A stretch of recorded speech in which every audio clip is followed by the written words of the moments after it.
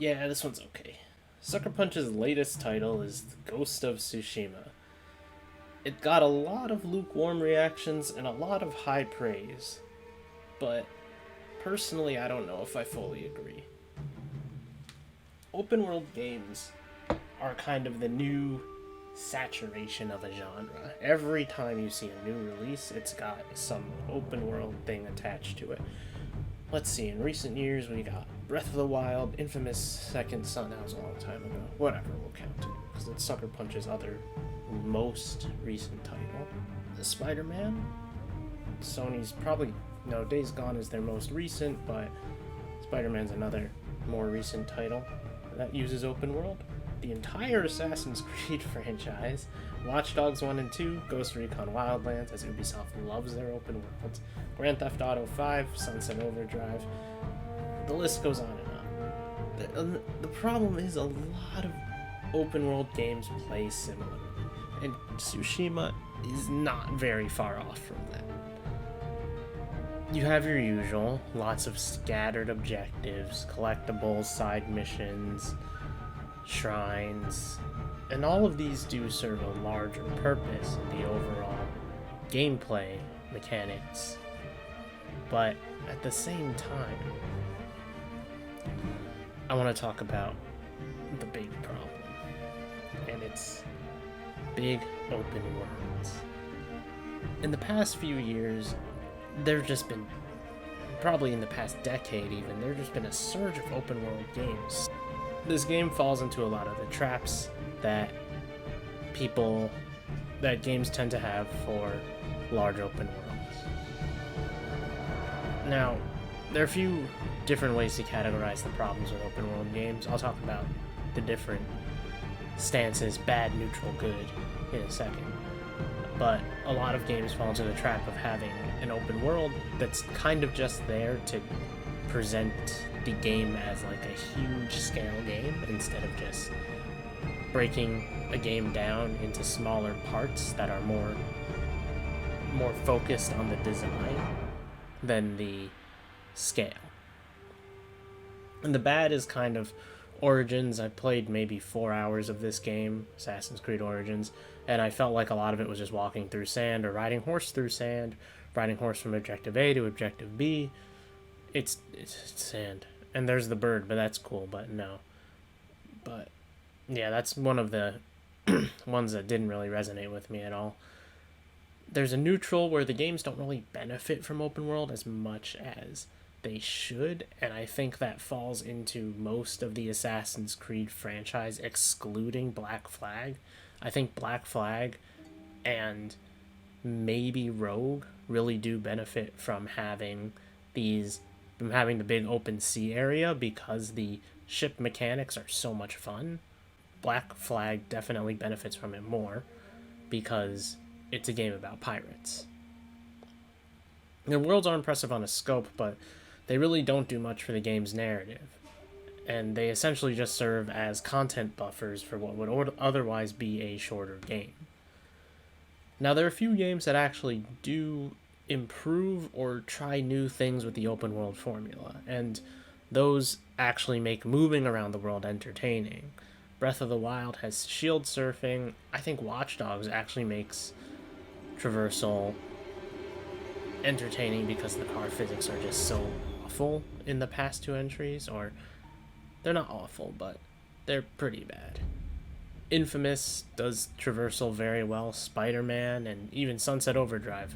These games do traversal in a really fun and unique way that makes it beneficial to have this larger open world so you can show off these traversal mechanics. I think Tsushima lands itself in the neutral. It's a beautiful world with a very vibrant landscape, but that's pretty much the whole purpose it serves. A good percentage of the time of gameplay is you riding your horse from A to B or climbing mountains from A to B, and it doesn't stop. It keeps going until the very end. The world serves as a buffer between each mission, is what I would say. I found myself fast traveling way more as the game went on, because I just didn't have the patience to go from point A to point B, and I try to estimate which one is the shortest distance from A to B, so I'd have to spend the least amount of time riding my horse. I think the swiping of the touchpad to see where you need to go is a very interesting idea. It helps minimize the UI, which is nice, but also I have to keep fucking swiping up on the touchpad, and like I wish they gave me the option for just a singular waypoint that I can follow. That's it. You don't even need to put the mini map there. I just want to see where my destination is, so I don't have to keep swiping up in case I go off track, because the problem with open world games is you have wandering enemies. The problem with wandering enemies means that you fight them because you want to engage in the combat, especially in this game where the combat is the centerpiece of the game, in my opinion. But then you get lost and you have to keep swiping instead of just having the waypoint and not having to open the map again to see exactly where you're going. The wind fits the theme, but I just feel like there could have been better ways to implement it. Traversal is Tsushima is not really granted the game takes place in like I think 13th century Japan, but yeah, it's not all that amazing for traversal. The open world feels kind of empty, definitely akin to Assassin's Creed. More often than not, I'd compare it to 3, where you're wandering the fucking frontier areas and there's just nothing. You're just running, jumping through trees. When it snows, you want to shoot yourself because you walk slowly and you have to jump through trees constantly. It's not... There's nothing to do. Like, what's the fucking point of an open world if you're just going to have me run through it? And you're like, oh, it's beautiful. And it's beautiful, yeah, but like then you just like, you just get kind of drained of running through this like vast world when it's just landscape, because that's the way it is. I think the whole open world experience is something you've experienced before if you've played like any historical open world games in the past few years. If you've played any of those, you've played the entire open world part of Ghost of Tsushima. Congratulations. It has unique ideas, but going from point A to point B is not done in a fun or unique way. Larger world does not mean better game, guys. I want to stress that. Now, another thing about this, if you like horses, you'll love this game. I hate horses. Horse traveling in games sucks. The more realistic you make horses, the more I hate them, because they are just essentially a faster person. But do you know what they can't do? They can't jump off cliffs without fucking falling over. They can't jump off cliffs without dying. And the fucking worst part is that usually, at least not in this game, they have fucking stamina, and it drives me insane. Because why would I want a mode of transportation to ever go slower when I'm traveling from one point to another? You can't shortcut with these things. It's not a fun fucking mechanic. A little hierarchy for it. Horses are at the bottom. Walking and running are better than horses. Then you have planes, and then you have cars, and then helicopters, and then flying, and then superpowers.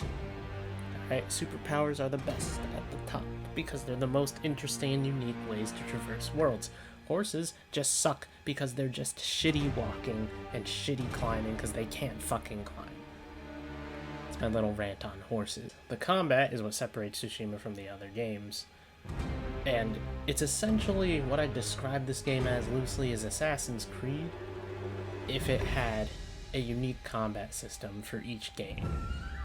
And the combat's very customizable. You have the option to use stealth or engage the enemies directly, though I think that the game kind of encourages you to face most enemies directly until it decides to give you mandatory stealth missions that don't really function, in my opinion. I just don't like the way stealth is executed in this game. There are a lot of other optional things like sticky bombs and kunai, which are cool and they're fun tools to use, and I actually found them very useful. There's this whole skill tree to help you unlock new techniques for battle, and it sounds similar to most games, but I think it does actually feel unique because the way you approach fights is based on a lot of things, and you don't change weapons. A lot of games have you changing weapons to change play styles, and this, you don't really have to do that. However, there is a set kind of loadout to deal with each enemy type, and the enemy types do not really vary up as the game goes on. I think it's mostly something you can compare to Assassin's Creed 3, 4, Rogue, Odyssey. Those are the ones I played the most of. Kind of a mix of that style from 3, 4, and Rogue, and then also Odyssey's combat. Combat system is satisfying, and every strike feels like it has impact. And I love the combat of the game, but I only wish that the game spent more time allowing me to engage in that combat and less time saying, okay, here's some combat scattered in the middle of your objective A to B points. And I'm just like, I just want to get to the fucking objective and play the game. But whatever. The standoffs are pretty cool, but they get old very quickly in my opinion. It's much more fun to dispatch enemies the way you want to than play a reaction-based minigame.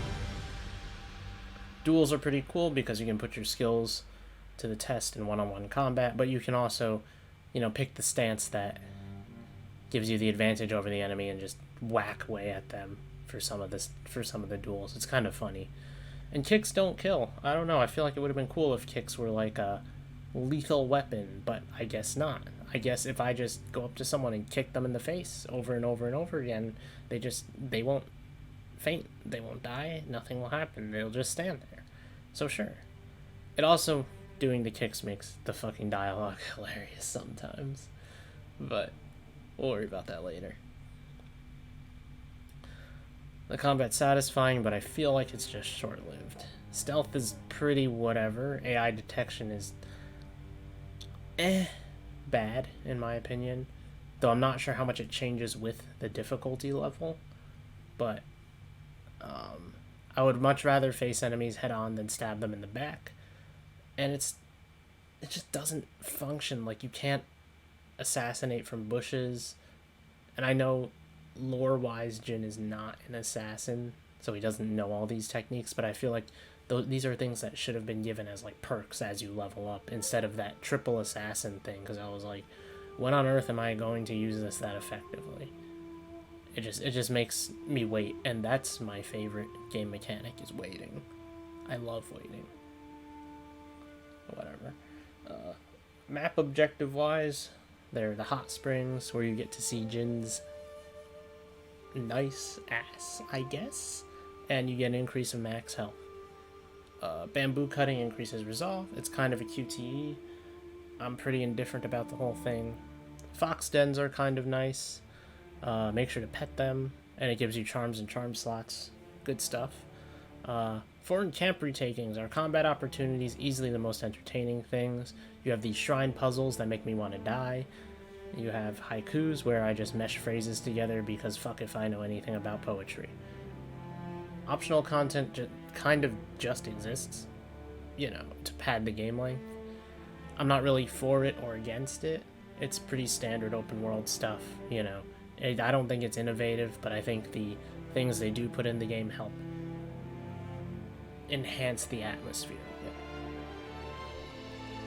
The UI is very minimalistic, and the health bar only appears when necessary. Actually, most of the time you don't even have an overlay when you're running through the world, which is pretty nice, honestly.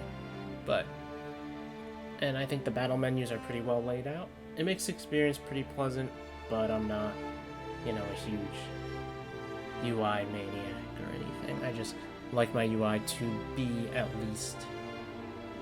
to let me at least see the game while things are happening. None of that Xenoblade 2 shit. Bugs and glitches. There are a few. Had a few objects load in T-pose, textures not loaded on time. Had a grass mound load with no land beneath it. That was pretty weird. My PS4 sounds like a fucking hurricane when I play the game, so that's pretty neat.